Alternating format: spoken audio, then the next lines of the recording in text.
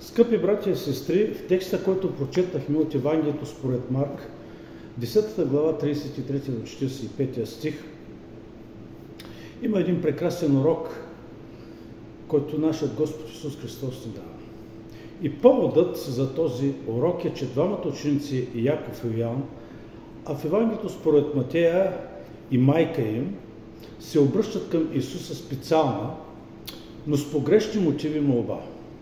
Това е една игра за власт. Речник определя играта за власт като тактика или стратегия, предназначена да увеличи силата или влиянието на човека или на човеците. Точно това откриваме в този пасаж днес и точно това ни дава правилен, и именно заради това Исус Христос, нашият Господ, ни дава един правилен и получен отговор, за да може да коригира нашите мотиви. Но при това е добре да погледнем контекста, това, което следва в Евангелието според Марко. Например, в 32 стих, когато бяха на път, когато отиваха към Йерусалим, Исус вървеше пред тях и те се чудиха, и онези, които го следваха, бяха обзети от страх. И като събра пак 12, започна да им казва това, което щеше да го сполети.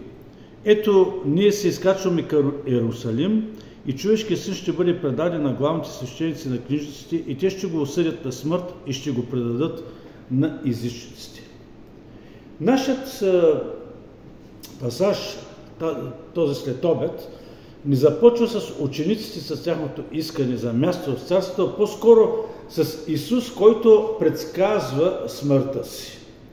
И първото нещо, което трябва да отбележим от този пасаж, че Исус се приближава все повече и повече до Йерусалим, т.е. към краят на своя земен път и служение. Исус ни дава подробен преглед на основните събития, които ще се случват през следващата седмица.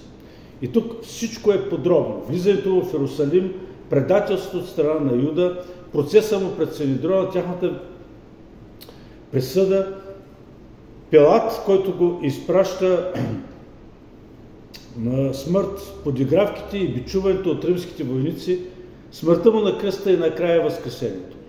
Интересно е да се отбележи, че всеки път, когато Исус говори за кръста и за идващата се смърт на учениците, той също им казва и за възкресението. Тоест Христос не само ще умре, но на третия ден той ще възкръсне. Исус постоянно подготвяше учениците за това, което ще се случи, когато пристигнат в Йерусалим. Така че те да не бъдат неподготвени и да не се подават на отчаяние. И докато Христос говори за своята предстояща смърт, в ярък контраст с всичко това, Яков и Йоан идват при Исуса с молба за място и положението в царството. В Матея се казва, че майката на синовете на Завидей дойде при Исус със своите синове и коленичал, тя казва: дай на единият от тези двама мои сина да седне отдясно, на другия отляво на Твоето царство. Интересно е това, че в Матея се говори за майката на Завидеевите синове, на Яков и на Йоан. Въпреки че не е дадено нейното име, ако ние следваме фактите в писанието, майка вероятно е Саломия, която е сестра на майката на Исус. И това всъщност е лелята на Исус и братовчери на Яков и Йоан, и братовчерите Яков и Йоан на Исус. По същество те се опитват като че ли да принудят, да изманипулират Христос. И всичко това е част от техният си план. И затова те водят майка си.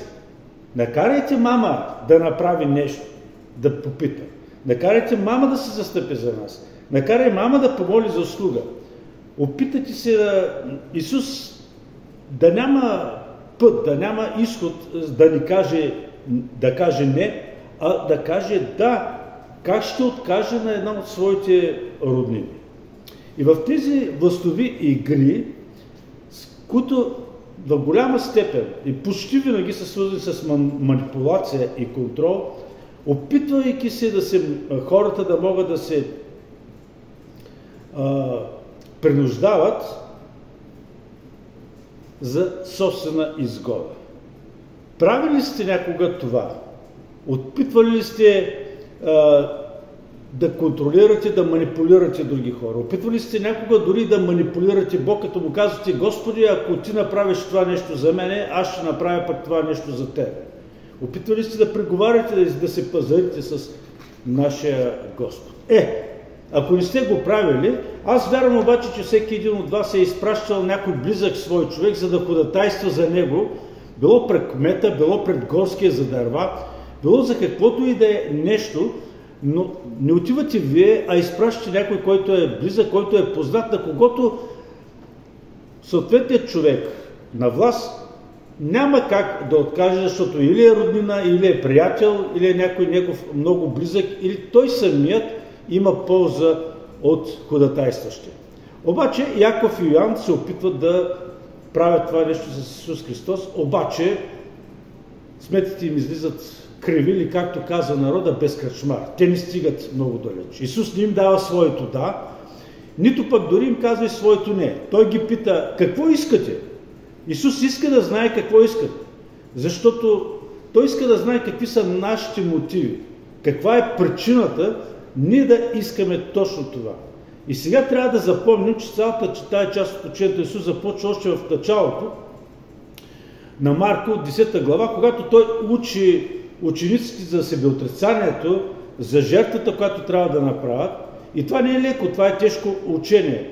Но Той ги предупреждава, че мнозина първи ще бъдат последни, а последните първи. И те продължават да го следват, макар и изпълнени със страх. Често цитираме един стих от Библията: страха от Господа е начало на мъдростта.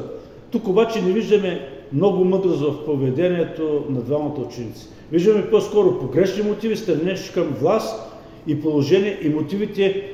А мотивите са много важни, когато ние молим Бог. Не случайно Яков казва: просите и не получавате, защото зле просите, за да го разпелеете за страст. Всички техни мотиви тук са погрешни, защото те търсят власт и положение.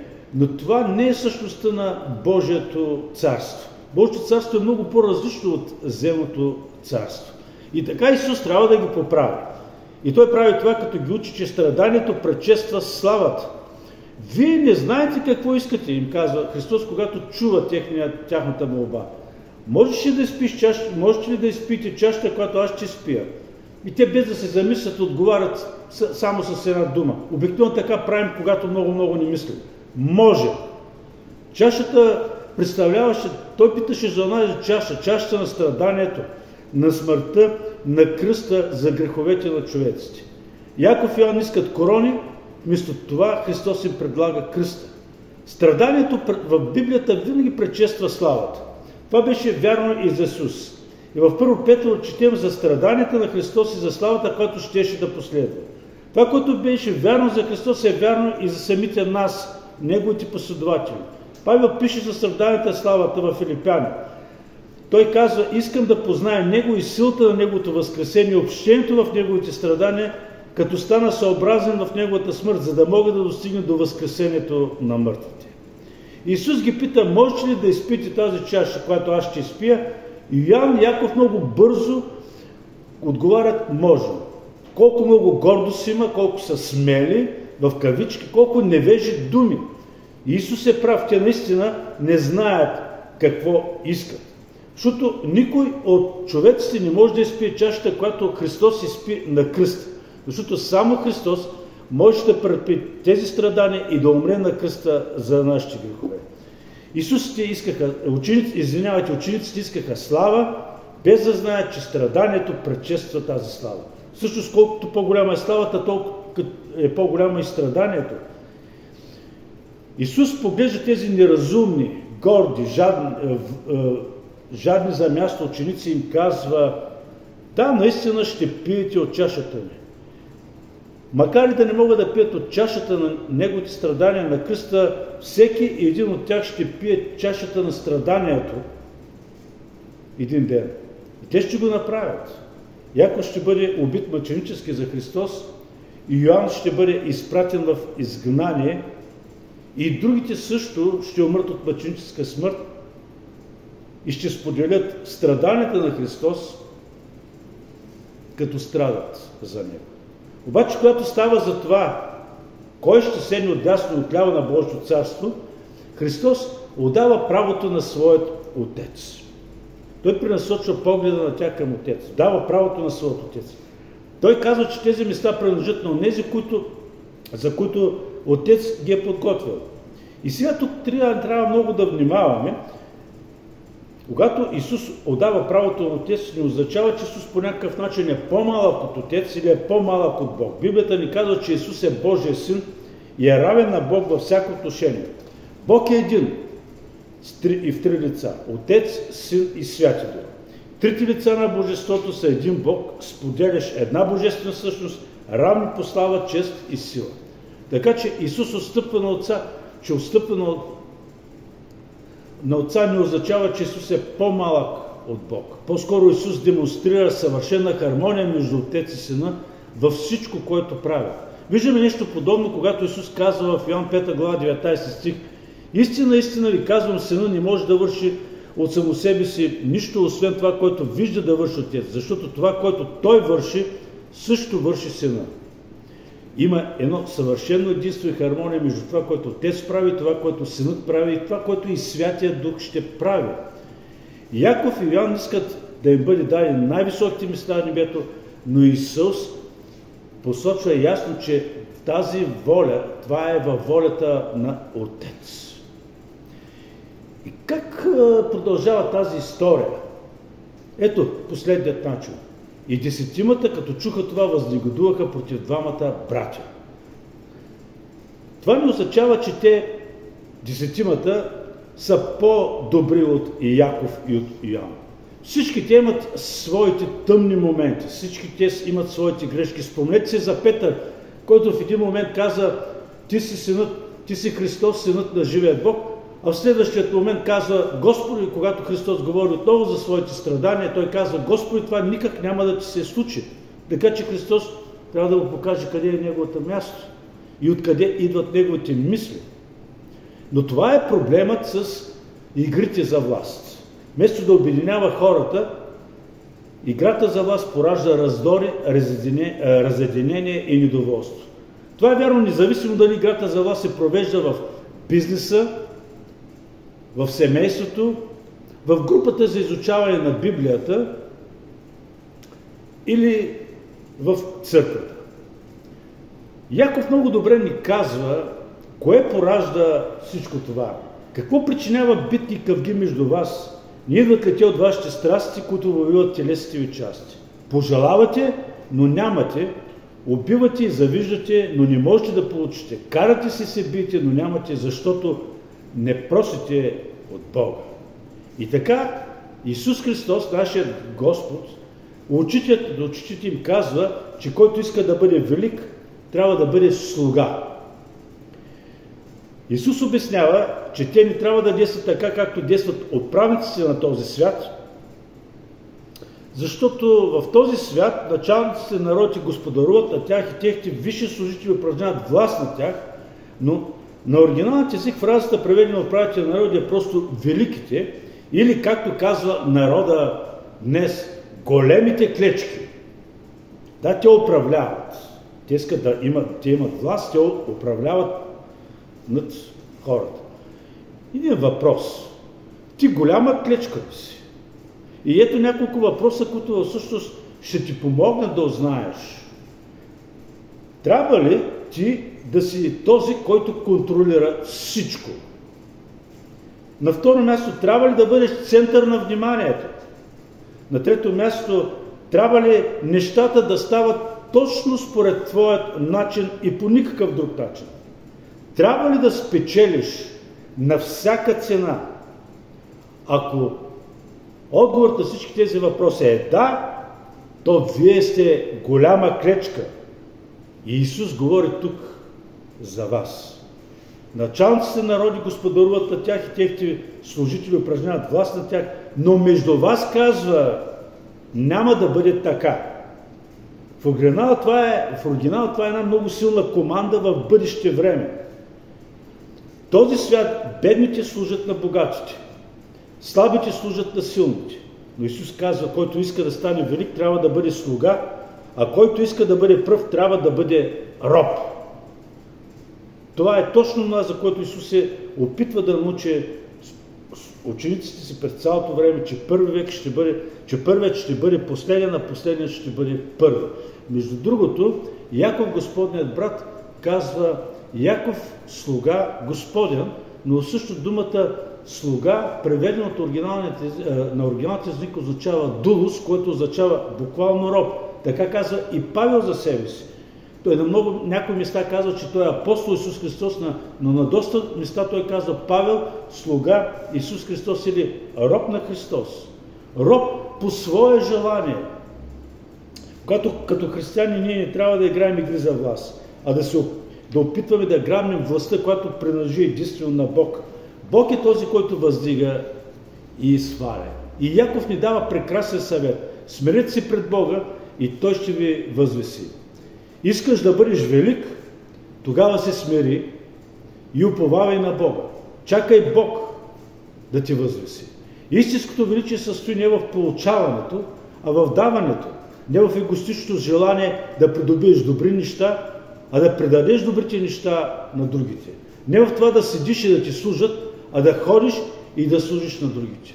Преди много години един брат, пастор, казваше, не е важно какво ти ще направиш, важно е колко хора ще накараш да направят нещо за тебе. Това е напълно погрешно мислене. Христос не караше другите да правят нещо за Него, а Той правеше нещо друго за нас. И нашият пример за поддържание не са управниците на този свят, не е светската мъдрост, не са големите клечки, а нашият Господ Исус Христос, който се смири като слуга. Исус, който не дойде да му служат, а да служи. И Той го казва много ясно в този прекрасен стих, защото човешкият син не дойде да му служат, но да служи да даде живота си откуп за мнозина. Това е един от великите стихове в Библията, които всички ние като християни е добре да запомним много добре. Живота си да се съобразяваме и да коригираме нашето поведение. Добре е да си го запишем някъде и да го четем от време на време. В този стих има едно ехо към страдащият слуга, което намираме в Старозаветната книга на пророк Исаия. За този слуга се казва, че ще се натовари с беззаконията ни и затова ще му определя дял между великите и със силните ще дели плячка. Затова ще предаде себе си на смърт и към престъпниците ще бъде причислен, а той ще понесе греха на мнозина и ходатайства за престъпниците. Този Новият завет ни изяснява Старият завет и той изяснява, че този страдащ слуга не е никой друг, а нашият Господ Исус Христос. И Новият завет ни дава един мъдър съвет, че ние трябва да се преобразяваме по образа на Христос. В Филипяни апостол Павел казва, имате същото съзнание или същия стремеж на ума, който беше и в Христос Исус, който като беше в Божия образ, пак не щете да държи равенство с Бога, но ограби себе си според превода на верен, като взел образ на слуга и стана подобен на хората и като се намери в човешкия образ, смири себе си и стана послушен до смърт, даже смърт на кръст. Затова Бог го възвеси и му даде името, което е над всяко друго име. Как вярващият трябва да използва силата си? Не за да му бъде слугувано, а самият той да служи. Трябва да използваме всяка сила, която е в ръцете, която ни е дадена в ръцете от Бога, за да служим на другите. Трябва да използваме силата за доброволението на другите, а не за да облагодетелстваме себе си. Исус даде пример за нас в началото и на нашия прочит днес, като казва, че отива в Иерусалим, където ще страда и ще умре, но също така казва, че ще възкръсне на третия ден. Наистина възкресението беше една безподобна демонстрация на сила в добрият смисъл, където Исус изяви силата си на Сатана, греха и смъртта, но преди Исус да може да се наслади на тази сила, на възкресението, той първо трябваше да понесе страданията на кръста. Исус не дойде да му служат, но да служи и да даде живота си като откуп за мнозина. И така накрая позволете ми да ви задам няколко въпроса за размисъл. Участвате в някакви властови игри в момента. В дома, в училище, в работата, в взаимоотношенията си. Използвате някакви тактики и стратегии, предназначени да увеличат вашата сила или влияние. Ако така, не забравяйте, че играта за власт само поражда раздори, разединение и недоволство. Каква сила ти е поверил Господ? Какъв авторитет ти е дал? Какви ресурси имаш? Какво влияние имаш? Можем ли да мислим за властта? Може да мислим за властта от гледна точка на авторитет, на ресурси и на влияние. Каква власт е дал Бог в живота ти? Дали си майка, дали си баща, съпруг, съпруга, дали си шеф, водач на група, пастор на църква. Какво ти е дал Бог? Колко време, пари, способности, интелигентност или власт? Какво влияние ти е дал Бог сред семейството, приятелите, колегите, може би сред по-младите хора, като наставник и модел за подражание? Трябва да помним, че властта по себе си не е лоша, но злоупотребата с нея е такава. Бог ти е направил силен. Трябва да използваш тази сила, за да помагаш на другите и да не нараняваш другите. На трето място, как можеш да използвате тази сила, за да служите на другите вместо на себе си? Игрите са навсякъде около нас. Виждаме го днес по телевизията. Особено в днешно време. Борба за власт. Кой да поеме правителството, колко повече министри ще вкара във властта, колко повече влияние ще има, колко повече сила ще има, колко повече паричен ресурс ще разполага. Колкото е по-голяма силата, толкова по-голямо е изкушението да се използва тази сила за егоистични цели. Но Исус ни показва един друг по-превъзходен път. Исус ни показва, че колкото е по-голяма сила, толкова по-голяма е възможността да служим на другите. И молитвата ми за вас този следобед е следния. Господи, научи ни да признаваме, че истинското величие идва от служението на другите. Господи, помогни да се покаем за всякакви игри в нашия живот. Господи, помогни да се ангажираме, да използваме всяка сила, която Ти си ни дал, за да можем да служим на другите. Бог да ви благослови.